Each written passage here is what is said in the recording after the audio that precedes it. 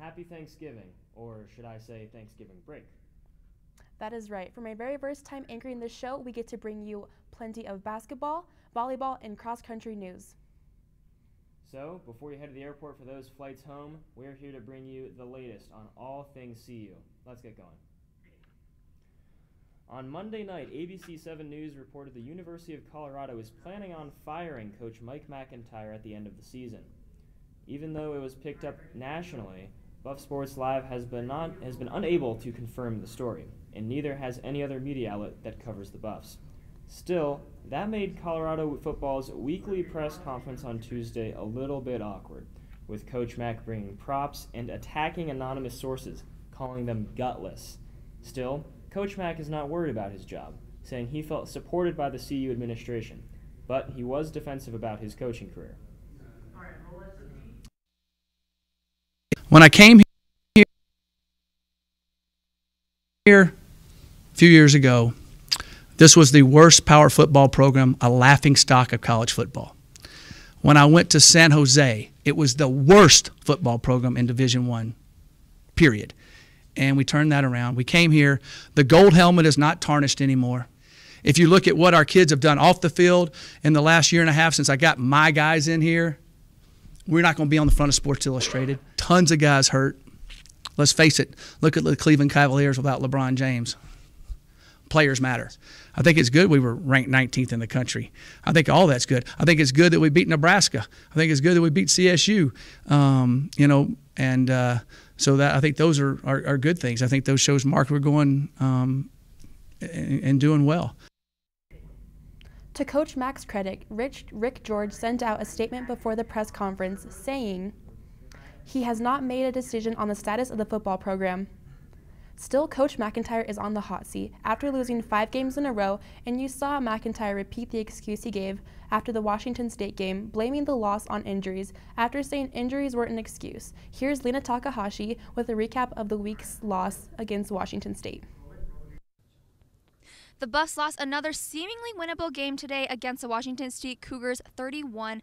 It started out good with a touchdown from Trayvon McMillan when he rushed 64 yards to the 1-yard line and then finished it off. But then second quarter it started going downhill, especially when we lost Nate Landman for a targeting penalty. And this is what Coach Mack had to say about that. And it did hurt us out there some. Some of the mistakes we had happen underneath, he wouldn't have made. It was good to see Laviska Shenault back in the game. Montez said that it was a big help, but he didn't really look like himself. I thought Laviska gutted it out and did well. You know, he wasn't able to practice much, so you could tell he's a little rusty. The Buffs need to win one more game to be bowl eligible in this disappointing season. The game next Saturday against Utah. I'm Lena Takahashi. Back to you. The football team is in the midst of an epic freefall, losing their last 5 games. They're now in the danger of missing a bowl game, which is sadly not good news for CU. This week, our trivia question is how many bowl games has the football team played over the last 10 seasons? Find out at the end of the show. Men's basketball kicked off their season with a 100-71 win over Drake. Coach Tad Boyle mentioned how he wanted his team to play hard as well as with confidence in the first game of the regular season. A solid defense, great shooting, and balanced scoring ended up being the recipe for success, too, in this opening game. And actually, the 100 points that the Buffs picked up against Drake was the most in a CU season opener since the year of 1990, when the Buffs took on Cal State, winning 113-89. Senior Nahmon Wright played his highest scoring game, picking up 25 points, as well as recovering 8 rebounds. Even though the Bulldogs got off to a great start early in the game at the 3-point line with 3 trays within the first 6 minutes, Colorado eventually shut them down with a 15-2 run within the last 4 minutes of the half to end up taking the lead and setting the scene for the rest of the game. The Buffs will be here tonight at the CU Event Center taking on Omaha at 7 p.m. Tad Boyle, in his 9th season as a head coach, aims to have a strong season, as well as Evan Batty, the redshirt freshman who last December suffered from a stroke, but he's suited back up and ready for the court. Boyle has said, too, that the sophomore Deshaun Schwartz and junior DeLeon Brown, who both missed the season opener, will be playing. The Mavericks are coming off of a tough loss to Northern Arizona, 76-66. They stand at 1-2 overall. This is actually the only second meeting against Omaha where the Buffs even back then beat the Mavericks 87-82 in Boulder back in 2015. The Buffs met with the rivals CSU this past Wednesday. It was the 50th meeting against the Rams at the Coors Event Center. With the help of the impressive defense and impressive shooting, they were able to seal the deal and take the win by a score of 59-40. Maya Hollingshed led the game with 15 points, as well as going 5 of 9 from the field, as well as taking a total of 7 rebounds. Freshman Peanut Tootle was just 1 point shy of tying Hollingshed for the most points in the game at a very respectable 14. Head coach Payne announced the signing of 4 student athletes to the women's basketball roster. Of the recruits, only 6'4" forward Mara Singer from Colorado, specifically from Columbine High School in Littleton. The athlete from the farthest away is Charlotte Whitaker of New Zealand, who is the only recruit who wasn't graded at 3 stars by ESPN, because I guess ESPN doesn't care about schools in New Zealand. The Pac-12 Conference announced that in 2019, Colorado will compete against Arizona State next November in the Pac-12 China game. Athletic Director Rick George sees the game as an opportunity, referencing the over 1,000 Chinese students at CU. The match will be the 5th of its kind, dropping the percentage of Pac-12 China visits ending in shoplifting arrests from 25% to 16%. Though the police in China have to keep an eye on the steals, leader McKinley Wright has had more steals than any player for the last 2 seasons. Right, you are, Taylor. We have to take a break, but coming up are updates on the cross-country and volleyball teams. Stay tuned.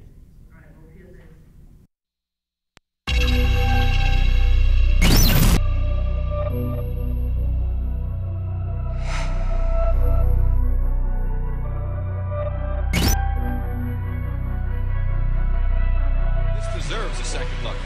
Michael taking off, the patented tongue comes out. Just in front of that line. Look at this, the double clutch, the rebound.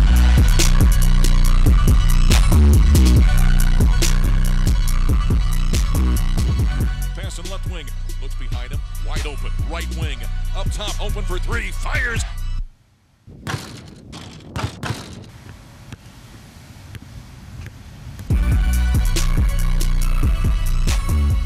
Really good basketball, Mark. Unselfish, smart basketball. Open for 3, fires, nothing but nylon from downtown.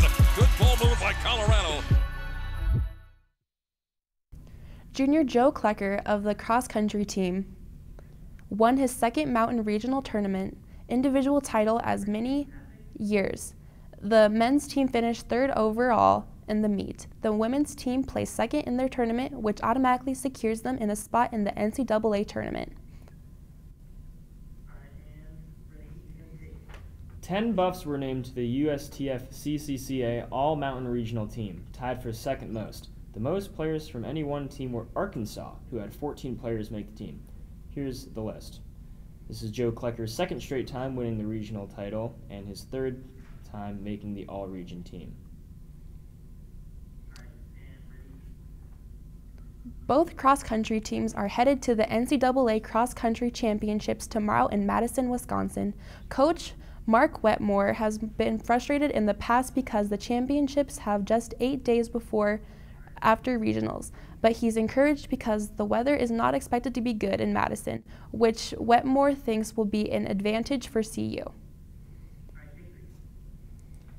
This week's Athletes of the Week are Naaman Wright and Joe Klecker. We've talked about both these players. Wright scored 25 points out of the team's 100 against Drake, including 8 from the field and 5 3-pointers.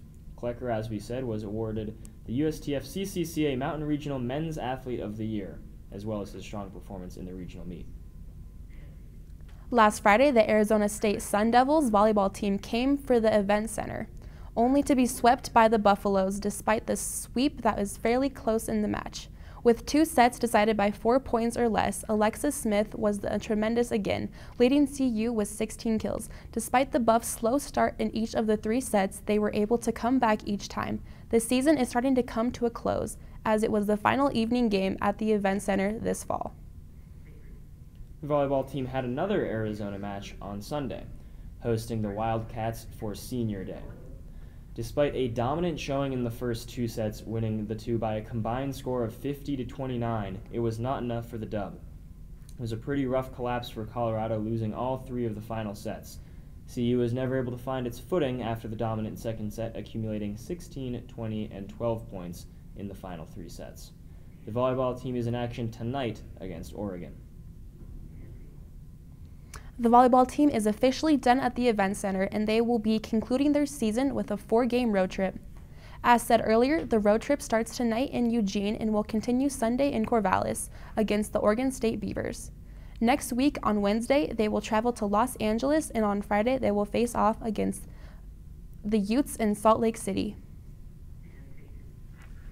Taylor, it is impossible to be in two places at once, but word through the BSL grapevine is you are doing our hottest segment as well this week. That is right. I don't want to spoil anything, Ben, so you'll just have to wait and see when Rapid Fire is up next. And Mike and Q talent in 5, 4, 3, 2, 1. Mike up on 2. All right, take 1. And fade camera 2. Take 3. Ready, red. Roll red. Take cam 1. Take red. Take it. Come on, roll red. Let's go. All right. Hey, what are you doing? I'm just calling the show. There's no show.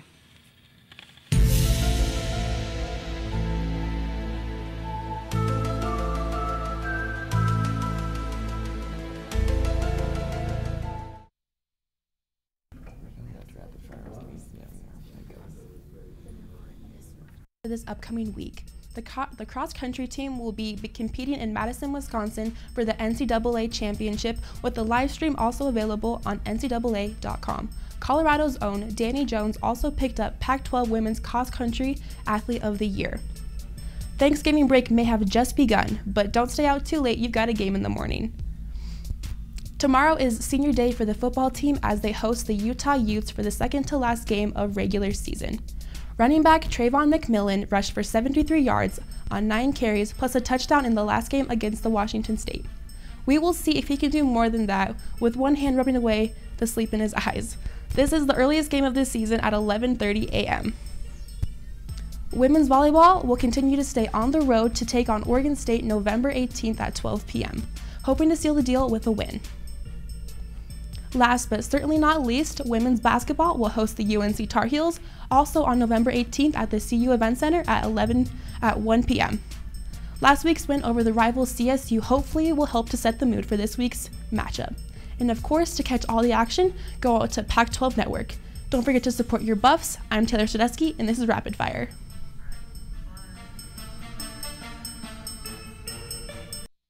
To their season, and it was the women's soccer team, who went 16 games without a single loss, but has finished with 4 straight losses. Because of this, they were snubbed from the NCAA tournament. We talk about, don't get so focused on how it ended, but 20 games into the season, I thought we were very good. We talk about Michigan State Marquette with a lot of players out injured, and be able to get out results on the road was a highlight, but we had a lot of beating Missouri 6-0, beating Oregon State 6-0. We had some really great performances. Don't count for one game, but collectively, just the whole season as a whole. Okay. And Coach Sanchez's favorite moment from this season?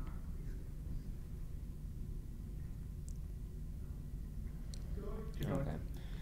Colorado soccer team will return 3 of their biggest performers next season.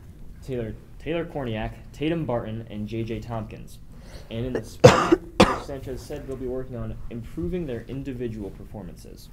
The women's golf team announced only the new recruits for this week. To the relatively small roster of 9, Sophie Johnson, the recruit, is a 4-time champion of various tournaments throughout her home and country of England. An average year sees 2 of these recruits. The tennis team finished their fall season last Sunday at the San Diego State Fall Classic. Junior Monica Malinin tied in her 3rd place singles match, while Megan Forrester earned a consolation championship title. In doubles, Forrester and Malinin were one of 2 CU players to reach 3rd place. The Buffs are back for their spring season in late January at the Air Force Academy. Just in time for the final home game of the season, we have the answer to the trivia question from earlier. We asked you, how many bowl games has the football team made over the last 10 years? A lot hangs on the game tomorrow as our Buffs had the chance to clinch an appearance in the bowl game. The answer is 1. It wouldn't just be the second bowl game since they made 2008. That's right. Only bowl game they've made in the past decade was in 2016 as they were absolutely walloped by Oklahoma State. Hopefully the Buffs can buck that trend tomorrow morning.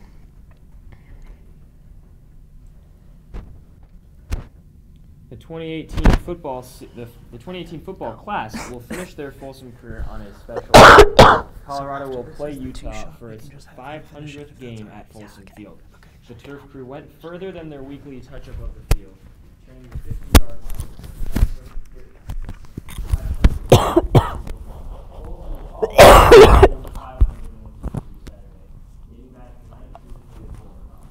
Colorado actually played Utah in the field's opening season. Utah